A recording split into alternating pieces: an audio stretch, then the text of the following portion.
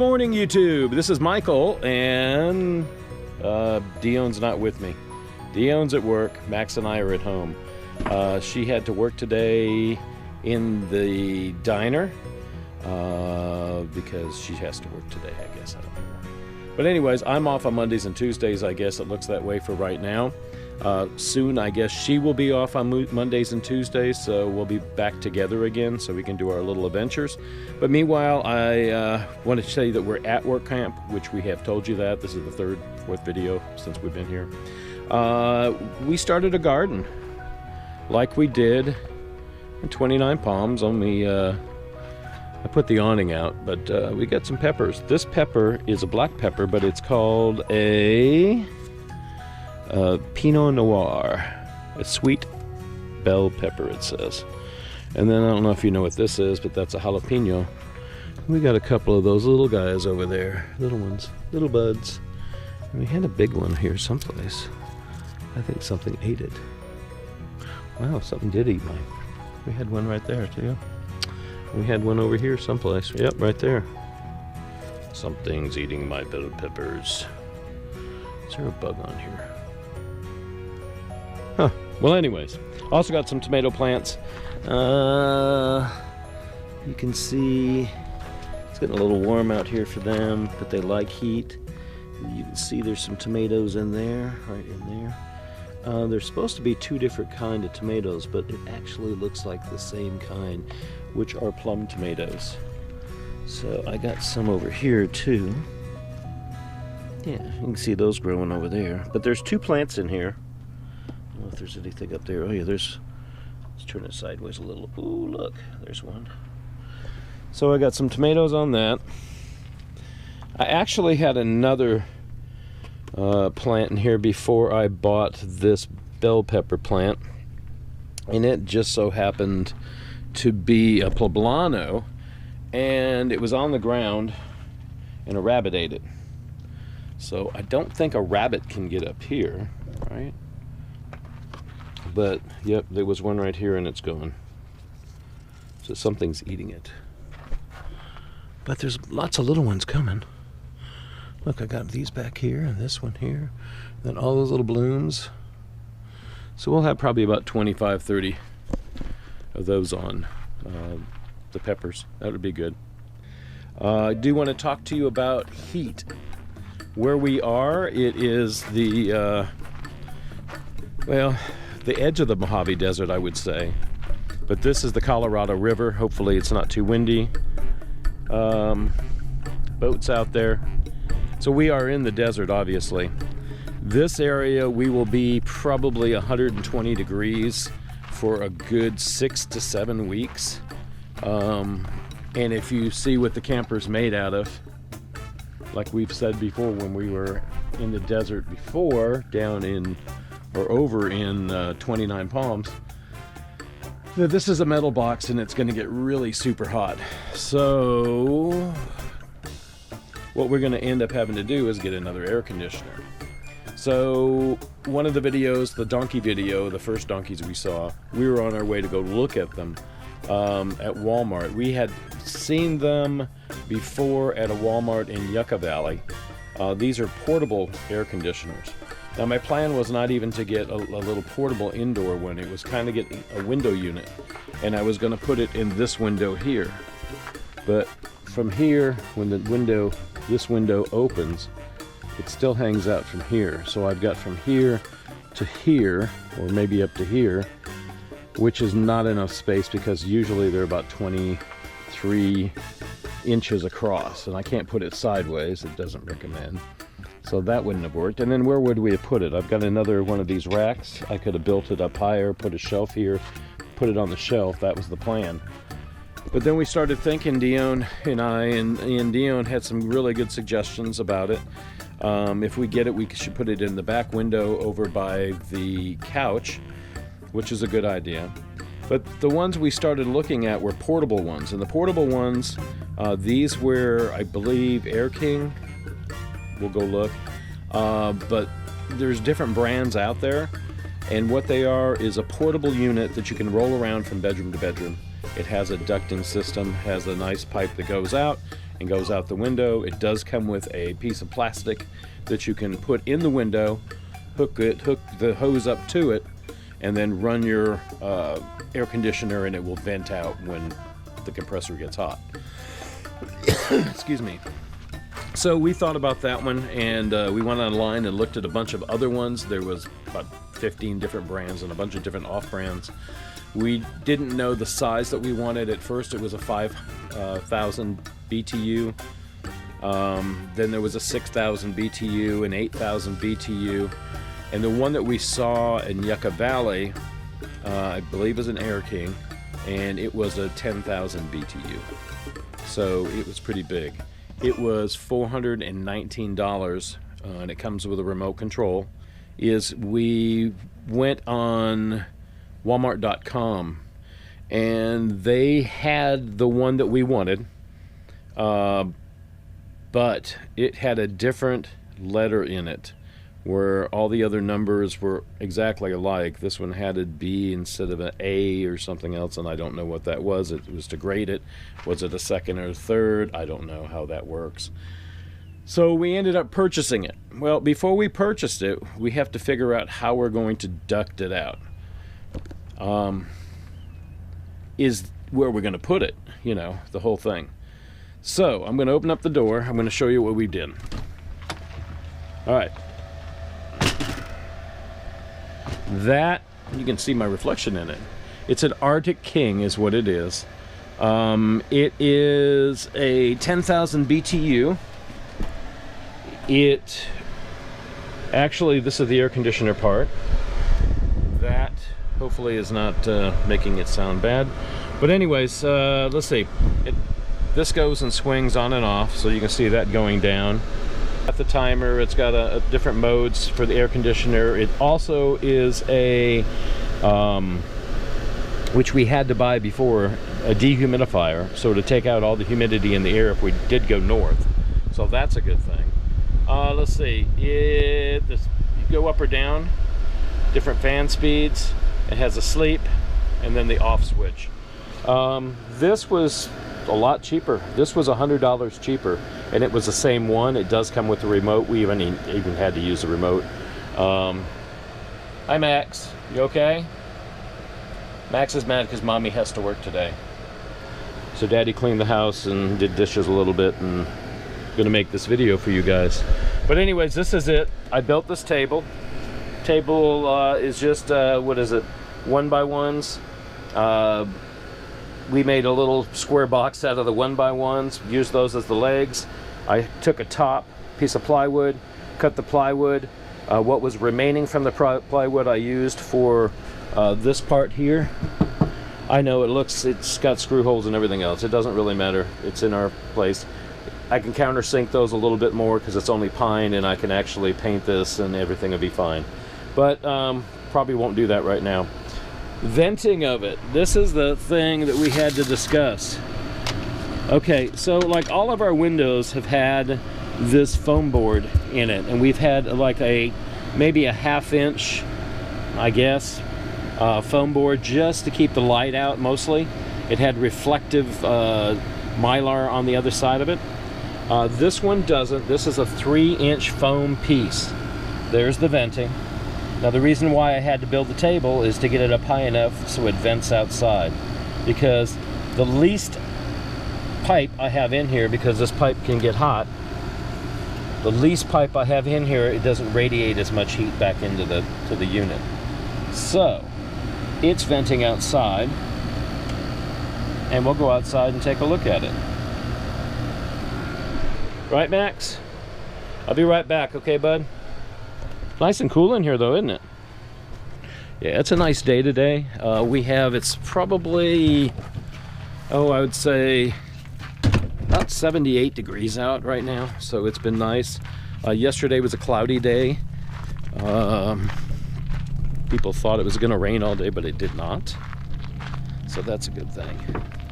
All right, so this is what I did. This is the window with the other one on it, you can see. All right, so that's what was normally on the window anyways. I put that back on after putting this 3-inch piece in, and then that's the vent tube. This actually spews out all the hot air that's coming out. Like right now you can hear it, and that's hot air coming out of it. So the inside actually keeps the temperature of 70 degrees now, but it's only 79 like I said. I got duct tape around everything. Want to see how it holds. I want to see how it holds here. I've got the Gooby Gone that I bought when I put up the lights, so I can always use that to clean it all up. But the camper looks pretty good, huh? This is the one side of it. Got the refrigerator side. What I'm also going to do is I'm going to open this up. This is right in back of the refrigerator itself, and I'm going to actually take a computer fan that's a 12-volt fan, and I'm going to put it up so it vents out of the top. Maybe put 2 of them in it and vent all that heat out, because the less heat inside the better, honestly. We also, let's see, got our little generator and everything all stowed away underneath here, our ladder. Got my organic fish emulsion. Got the nice little campsite. Really nice. So we plan on getting a grill because the grill that's attached to the camper doesn't work very well. So we've had this. I gotta clean it tonight. But we've been trying to cook outside so it doesn't heat up as much. Now in August it will get to be 120 degrees, and when you step outside there won't be any airflow. It'll be all stagnant air, and you'll gasp for a breath of air until you get someplace else. But that's just the way this is here. Yeah, welcome to the desert, guys. Welcome to Parker Dam and Lake Havasu. Let's go back in. We do have this air conditioner, the Arctic King, like I showed you, but we also still have our Dometic air conditioner. Of course, this piece, cleaning it, the little tabs broke, so we got tape on it. But this is where the filter is. This is where the air comes out. Now if I set this one at 72 and I set this one for 74, this one's not going to go on until this one starts to struggle. I would rather struggle this one out than the one that's up on the roof. So that's the way this is going to work. This one's going to be a little bit lower temperature. That's going to be a little higher temperature. The problem with it all is going to be the amps that it's going to use. So I think at peak power for the Dometic, it's supposed to use a 7 to 12. This is supposed to be 5 to 6. We have a 30 amp breaker that will probably break at about 28, or that the one down here. This is where our fuses are and our breaker switches are. But there's also one outside that we plug into.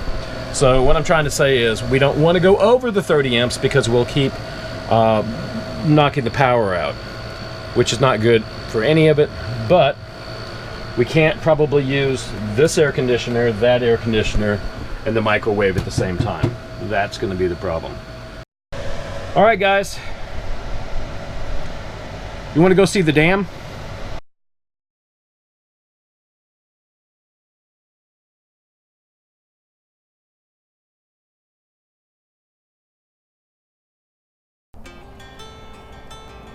This is Parker. This is the Colorado River going through Parker. That side over there is Arizona.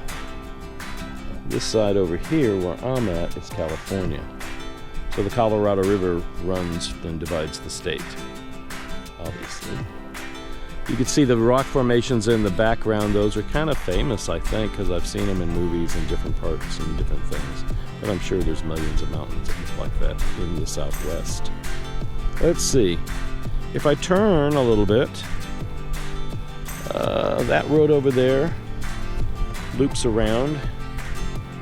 See the signs over there? You can see a car going. And look, there's the dam up there. Raise this up a little bit.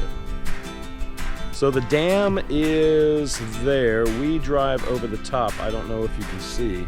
It's barely wide enough for 2 people to go through, let alone 2 big trucks like my truck or another one that's even bigger, or dually. I don't think dualies could even go up there. Not sure exactly though. Doesn't think it's wide enough. They have barricades to say how wide you can go. If you can fit through the barricade, you can go up there. So that's how we go actually to go to the store. We come down this road. You see that guy going up. He could be over on this side. But yeah, we go through there, and then we go around all those mountains and follow the lake, or the river. Now it's a river. Follow it all the way down into Parker, which is probably on that side about 12 miles away.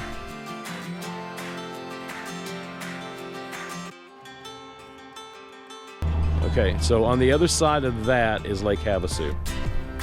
And it is the deepest and tallest dam in the world as of probably 10 years ago. There might be a taller dam in the world someplace that has been built. Not sure, but that's what a couple people have told me. Yeah, on the other side of that, that's holding up a lot of water. The water is all the way up to about a 5-foot mark from the top, which is kind of cool. And it drops down a whole lot. Over on, let's see, our left over here, you can see all those transmission lines, those big old power lines. That there is where the turbines are. The dam holds the water back itself. There's a side tributary that goes out into the facility. The facility actually runs the generators, turbines, which run the generators, which makes electricity. So a little fact about how dams are produced and why. So this has 2 purposes. It saves back water for recreation and fishing, also just saving back water so it doesn't go out into the Pacific Ocean. And I don't think this does. I think that it actually goes into the California Gulf, which is in Mexico when it comes out. But I'm not sure. It could just go down into San Diego or a little bit below that. I think that's what it does. I think it deters around or something. But anyways, we'll figure that out. I'm going to have links on here for the dam and for the area, Lake Havasu, Parker, which is this right here. You can see how pretty the water is. I mean, you can look down, and it is really deep. Hopefully the glare is not too bad. I'm shooting this through the window of the truck because I don't think I'm supposed to get out right here. It's got, yeah, the fence and all that stuff here. But, so anyways, there's a big truck going through. How is he going through? He must have a pass or something. So, nope. Oh, he gives them water. Oh, that's pretty cool. Water delivery guy gets to go in. All right, so that's the dam. What do you think? Okay, now this is almost level with the dam on the road right now that we're on. So that is where the water is coming back out. They won't let anybody get too close up here in boats, so they have that pretty much blocked off. Because of the turbulence, you don't know what it could do. It could probably even pull in a person's boat or something with the current, the way the current comes out. So that is, this is right here, the pumping. Well, actually, this is what makes the electricity. So the turbines are in there, and water is running through there and coming out the other side, which we can't see. It would be on the other side of this building. So that's pretty neat. Yeah, right? So you got turbines where the water goes through, spinning those around, and generators attached to those, probably with a clutch on it so they can let it out or let it in when they need to. And then it makes electricity and it goes out 2, 3, 4. So they have 1, 2, 3, 4 turbines in there? Or maybe 8 turbines. I don't know. I wonder how that works. Anybody know? This is pretty cool. This is the dam over there. And on the other side of the big yellow thing, that is where the water is diverted around the corner into this little cove, which is not really natural, obviously, because you can see. Wow, look at the rock work in it. But this was it's all dam, all the way around. We're going to go over there, and I believe that they have some information about the dam, so we can check it out. On each side of the dam, they have booths, and there's guys controlling the dam because this is Homeland Security. This is a national, I mean, got to have water for LA. That's what this is for, part of it. And you got to have electric for the Southwest. So that is a part of it. So anything that can hurt our national security is government owned, operated, and Homeland Security's here, which is good. You got a big butt generator right there. Wow. That's pretty neat. So let's go on over there, and we're going to check it out and see what the signs say. And then I don't think we can go any further than where the yellow thing is. I think those signs over there say, hey, don't go any further than this, please. All right, so we're going to go over there and check out the signs.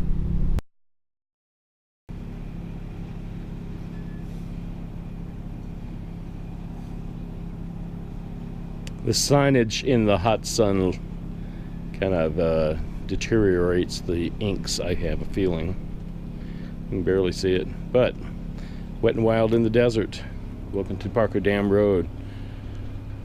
Back country byway. Here we go.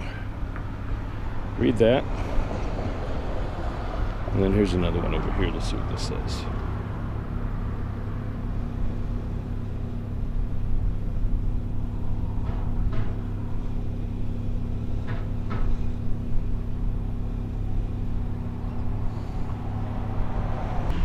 This is talking about the dam itself, how deep it is.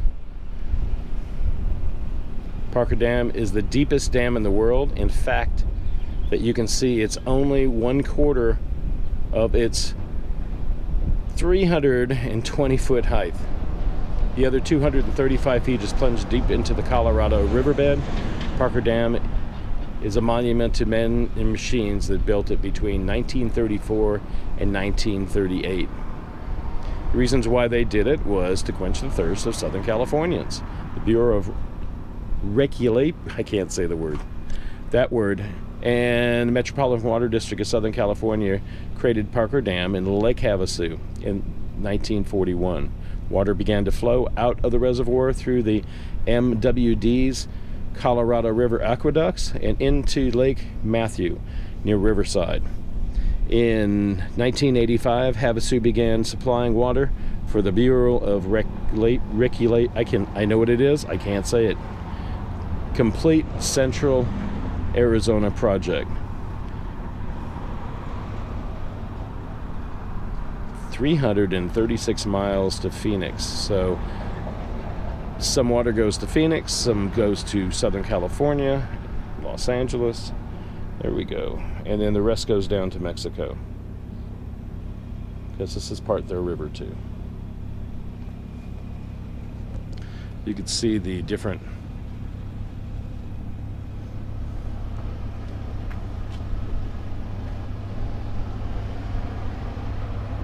talking about BLM lands. They're mostly on the west coast. This is talking about the dam itself, how deep it is. Parker Dam is the deepest dam in the world. In fact, that you can see it's only 1/4 of its 320-foot height. The other 235 feet is plunged deep into the Colorado riverbed. Parker Dam is a monument to men and machines that built it between 1934 and 1938. The reasons why they did it was to quench the thirst of Southern Californians.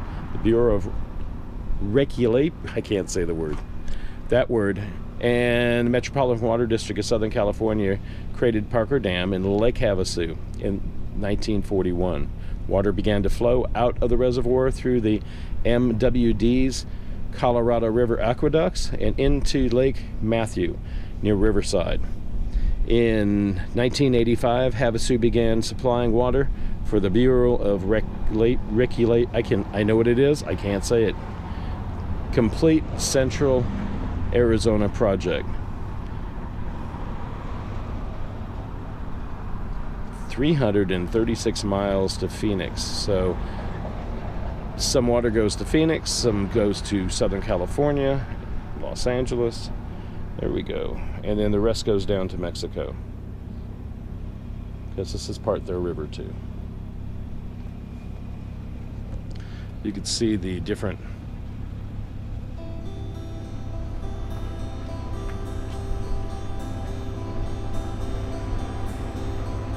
talking about BLM lands. They're mostly on the west coast.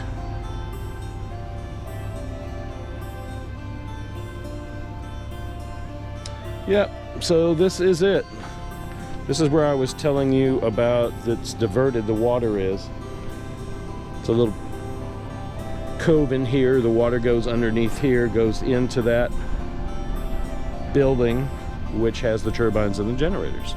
So the road goes around, and we're riding on top of it, not the very top of it, because what that is, to let water out, they actually have drawbridges that go up and down. Each one of those spots, 5 of them, there's great big steel gates that can open up and let water out just in case something happened.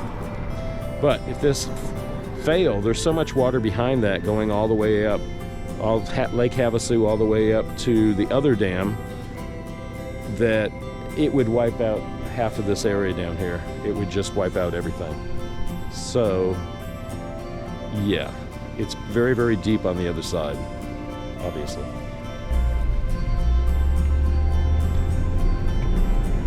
All right, so we're gonna go over the top of the dam, and other cars are coming. See, you see how tight it is. 15 miles an hour. No stopping on roadway, do not get out.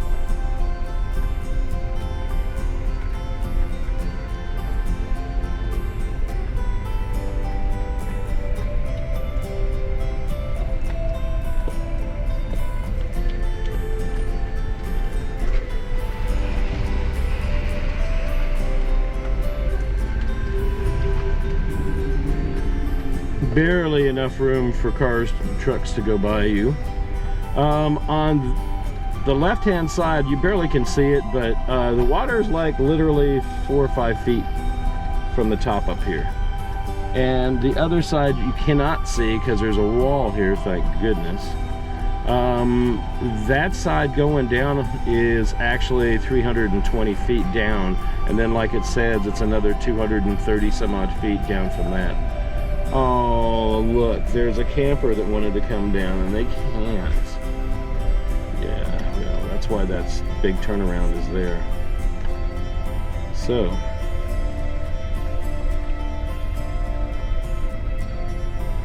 let's go in here and see if we can look at the turbines.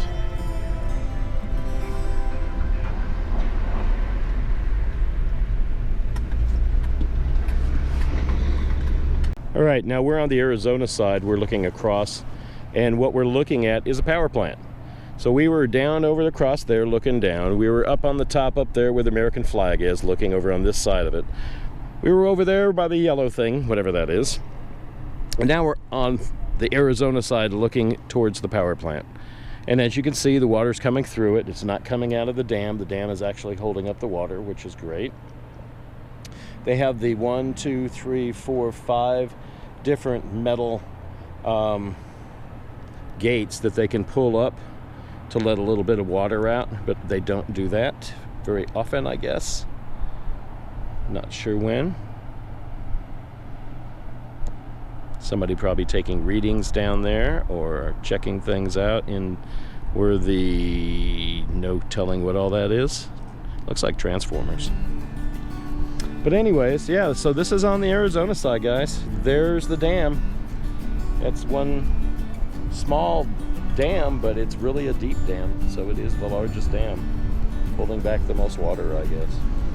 Pretty cool. Hope you guys enjoyed the video. Come back and see us again. Dione is at work today. Her schedule's kind of thrown off, so it's going to be 2 or 3 weeks of her and I not being off at the same days. So yeah, so I showed you about the air conditioner, which was pretty cool. We got that situated already.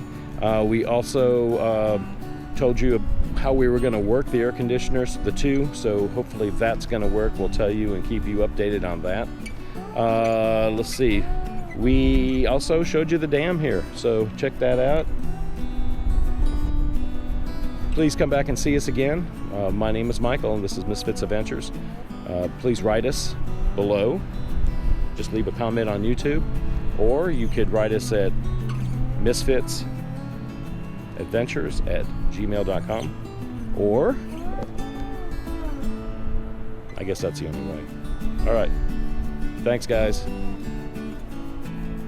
See you on the next video.